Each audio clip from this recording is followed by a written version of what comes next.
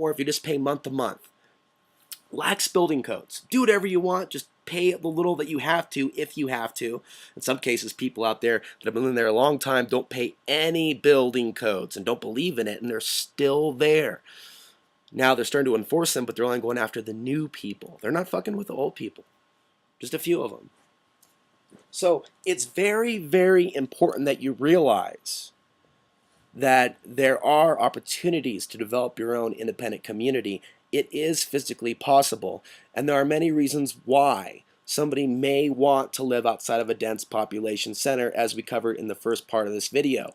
And if you have a crew of people that are able to work together, that understand mutual respect, that are not slaves to a explosive temper. This is a big one.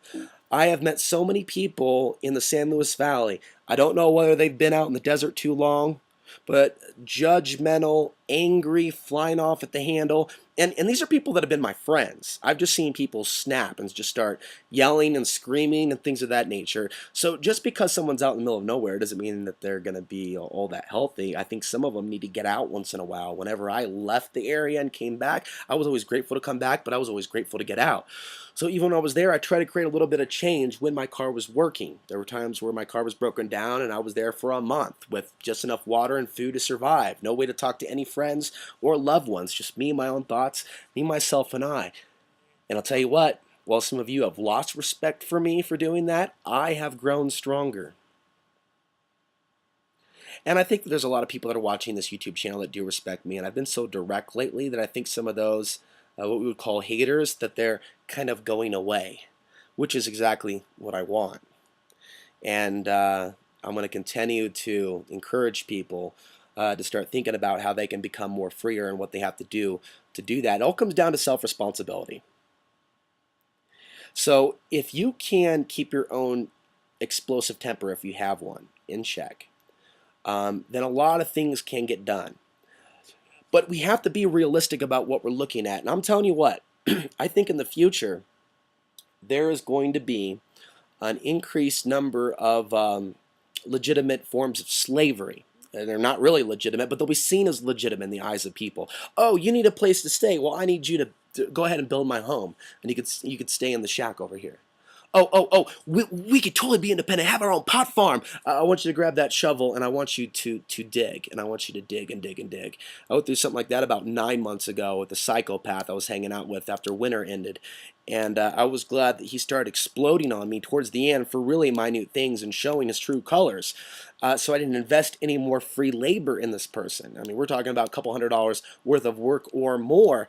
There are many opportunists out there off the grid that will take advantage of you if you have nothing and you have no one, which is pretty much where I've been. I've had nothing and I've had no one around me. So I've been subjected to other people's judgment, rules, and things of that nature. It's very difficult to go it alone. But a group, a small group, starting with 2 or 3 people, and then from there building can do a lot. You know, you might say that 10 is the best number, or 20, and maybe you're concerned about security and what's going to happen when the you-know-what hits the fan, the looters come in, and you want to be well-armed, you want to have a militia, you want to fight off those things. Well, you've got to screen the men and women that you're going to be working with. I mean, we're not just talking about agent provocateurs or agents. You're going to have to be aware of that element as well because of the infiltration of preparedness groups. That's been in the news in Colorado, of all places. And I've met some very strange people at a preparedness group that I went to in Colorado Springs in late 2012. And I do believe, because I was asked multiple times where I lived, that there may have been an agent present at the Colorado Springs preparedness group. There's 3 of them, actually. If you're in Colorado Springs, you're looking to be a part of the group, I would recommend the Homesteaders group. And if you are in the Springs and want me to send you a link to their email or their email newsletter, I can do that. But there are some great people a part of that group. The other 2 groups seem to be full of a bunch of loose cannon space cadets, wild cards. You need to know how to snip the weak link from your group. And it may sound callous, but one person could cause an entire operation to implode. One person could bring the law there from a domestic dispute. And now that we've gone into that area, domestic disputes, things of that nature, We need to talk about where it gets really real. And another reason why a lot of people don't want to have their own independent community. This world is full of insecure men and women that don't want to lose their mate. We are sexual beings. We like to have sex. We like to, in some cases, dominate or control our mate because we're afraid they're going to leave us. And part of that is keeping our mate away from other people or members of their opposite sex, members of the opposite sex. We don't want our girlfriend hanging out or talking to Alex too long. He might say something to her that will make her attracted to him. How many times? If only I had a nickel for every time a guy has stared at me just for communicating with his girlfriend after asking some questions, feeling like I'm on trial.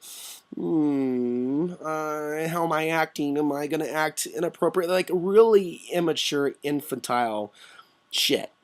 There's also people that are so into control that, and this is what I experienced recently when I was staying in someone's RV, staying with someone else from the state of Arkansas. I watched his dog for 2 weeks. I watched his plants for 2 weeks.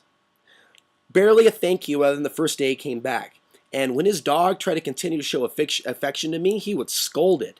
Don't you love him? Don't you get up on him? I'm your daddy. I'm your master. I've seen people do this before with their dogs. Don't go near Alex. Don't give him love, despite the fact no one's giving him love. No one's cuddling with him. Don't let him pet you. You're mine. Okay, now we're talking real psychotic sociopathic behavior. Now we're moving into a whole new terrain. So when you start seeing personality signs like this, control stuff, what you're getting really is a gift. It's a gift. It's telling you, get the fuck out of there. Maybe they're out there off the grid because they can't deal with regular society because they're fucking people over. And it's better to be off the grid so, you might not get shot. Or as this person told me, his primary motivation was back to explosive temper, so he didn't kill anyone in Arkansas. He said this many times. I don't want to kill anyone, but I want to kill. I want to kill. Those people stole me and robbed. I just want to kill. And I hear a lot of this talk. Kill, shoot, kill, shoot, kill. Kill, shoot, kill, shoot, kill. And it's like, whoa, that is not going to get you to a freer society. But couples living together, now that is some serious drama for more reasons than I can get into in this video. But jealousy, paranoia, fear, things of that nature, all of those factors and more, I need to get my power cord, are definitely things that we need to look at. Because the world is made up of men and women. And unless men and women can find a way to live together in peace and in harmony, we're going to continue to be paying overpriced rents. We're going to continue to, a lot of us that are awake, be separated by thousands of miles. And when you're divided like that and you don't have any support, you're isolated. Now, it's true, I've been isolated for some time, but it's made me stronger. That's what people forget. So, if you have self-confidence issues, if you have control issues, you're going to have to address those issues because you're not going to do very well in a community. People may look at each other, and you know what? I know that a lot of people don't want to hear this, but every now and then, people are polygamous. Every now and then, because we're human beings, we're attracted to other people. We're attracted to other energy fields. Okay, what I think is, when two people come together, and they're going to have a relationship, they're going to have a friendship, they need to be honest with each other.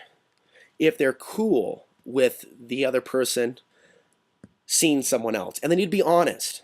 If the person that they're with is not enough and they need to seek someone else. You don't need to lie to your wife. You don't need to lie to your husband. If you are not happy and you are not satisfied with your mate, then you need to be honest. But some men don't do that. They want to have extra sex, but they still want to have a woman to control at home. And they will cheat, some of them will cheat on their wife. At the same time, look or glare or dog or eyeball another man simply because he's having a conversation with his wife. Really, that man doesn't deserve to have a wife. But it's that wife's responsibility to decide whether she is going to be with a controlling man or whether she is going to be with a man that respects her. And that is its own topic. Literally, that is its own series of books that would each be 1,000 pages long. Why collectively on this planet, women, for the most part, pick controlling men over men that want them to be more independent. So in the realm of sexuality, in the realm of relationships, in the discussion of marriage, it's important to be honest with your mate, and it's important to have these discussions perhaps with your group if there are multiple couples living together. Because ultimately, you're going to have conflict when you have men and women living together, especially a lot of out of balance women. And especially when you have a lot of alcoholic men together. So whether it be men or women, it doesn't matter. When you have a lot of humans together and they haven't worked out their shit, they haven't worked out their fear, they haven't worked out their tendency to want to control, they want to take from others instead of give, have others do work for them without even thanking them. Anyone in that mindset is not really fit to survive a true, free, independent community. They may be fit to survive off the grid by themselves, but they may stay by themselves because everyone that offers to help them, they bark at because they have no true social skills. 2 to 3 people is a great place to start. If you guys really get along and you're building, I would move beyond 20 people and get up to 50. But don't build closely confined living spaces. I think that there needs to be a minimum of several hundred feet. And if a bunch of people are going to be pooling their resources together, you know, say one couple, they put 5,000 down for 5 acres. Another couple, they put down 10,000. They may have gotten a deal for 15 or 20 acres because the land is not all the same. Then you can have almost like a mini micro city. So if you're conscious enough and you're compassionate enough to love other people and to work with other people, you can have your own independent community. And if you space yourself away from where they're actually bedding down and making love to their wife or making love to their husband or cooking their food, I'm going to get into food next. Looks like this is going to be a 1-hour video. Awesome. If they're able to do that, then it is win, win, win. But if you try to cram a bunch of people with a bunch of problems and a bunch of fears and negative energy, and if they are not strong spiritually, the negative energy, the negative forces, the archonic agenda will work to disrupt that community. And it will work to push out the light workers that are trying to bring people together. My life experience, there's been a lot of things like that where dark beings have tried to push me out of an area where I'm actually trying to bring change and light and love and share wisdom. Food. Everyone should be responsible somehow for bringing the bread to the table. When you hang out with rainbow family gathering groups, though, you can go broke in seconds because it's kind of expected that you share whatever you have. There is no yours, there is no mine, there's just ours with some people. So I bought some eggs the other day. I went up to Paonia. I'm staying at a rainbow house. All my eggs gone. A few of my other things gone. But it wasn't a big deal because it was only a few bucks. But let's just say I was in a really tough situation, and I needed to preserve what little money I have for my own food. When all your food is eaten right away, it feels like someone's taken from you without giving back, especially if they don't say thank you, especially if they glare at you because you look different and you don't look as dreadlocky and whatnot. So it is a place where you can meet really great people. Some of these rainbow family gatherings, national, regional, and there's many rainbow households. There's probably thousands and thousands and thousands and thousands and thousands and thousands of rainbow households in this country where someone can just show up. But you're showing up with other people that just have a similar set of circumstances. Sometimes it's no home. And when you have just a bunch of poor people together and you don't have work for what they have, and I don't mean work for the man, I'm not about that, but work with others to create what you need. If you have just a bunch of parasites that are feeding off of one person's resources, one person's food, one person's beer, one person's pot, on a basic level, one person's cigarettes, it'd be one person with cigarettes and 5 or 6 people saying, "Can I have a cigarette, brother? Welcome home." And it's like, whoa, dude, I just gave you 10 cigarettes. So how do you legislate something like this? How do you have rules?